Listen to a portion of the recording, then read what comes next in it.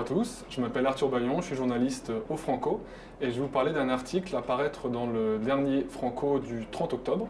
C'est au sujet de l'épidémie d'Ebola en Afrique de l'Ouest. Donc j'ai rencontré 3 membres de la communauté guinéenne de l'Alberta, 2 d'Edmonton et 1 à Calgary. Et en fait, l'idée, c'était de savoir comment eux vivaient un peu cette catastrophe depuis l'Alberta. Et en fait, tous ont encore de la famille, des parents, des frères et sœurs sur place en Guinée. Et juste pour faire un petit rappel, c'est de là qu'est partie l'épidémie fin 2013. Et actuellement, c'est le 3e pays d'Afrique de l'Ouest le plus touché par l'épidémie d'Ebola, avec plus de 900 morts à l'heure actuelle.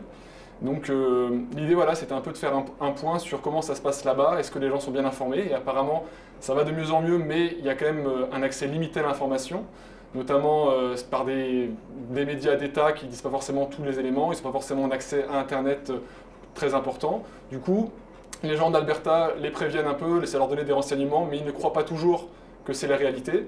Notamment, une des personnes me disait qu'il pensait au début que l'épidémie d'Ebola était une invention pure et simple du gouvernement en Guinée pour se faire de l'argent, donc c'est assez inquiétant. Par ailleurs, certains aussi pensent que les centres de traitement ne servent à rien, qu'on y va en fait pour mourir et que ce n'est pas du tout un moyen de limiter l'épidémie, donc les gens n'ont pas toujours envie d'amener leurs malades là-bas, donc c'est vraiment très compliqué. Et du coup, en Alberta, il y a une espèce de frustration parce que les gens ne savent pas forcément comment aider. C'est assez difficile de sensibiliser à distance par Skype, par téléphone, les membres de la famille. Il y a quand même eu une marche qui a été faite en août à Edmonton pour essayer de parler de ça avec la Sierra Leone et le Liberia. Et actuellement, des levées de fonds sont en cours pour tenter un peu d'envoyer de l'argent sur place pour faciliter les interventions médicales. Donc c'est encore très présent et la crise est loin d'être contenue. Donc voilà, l'article essaie de faire un peu le point sur la situation et sur en gros tout ce qui reste encore à faire pour aider la Guinée.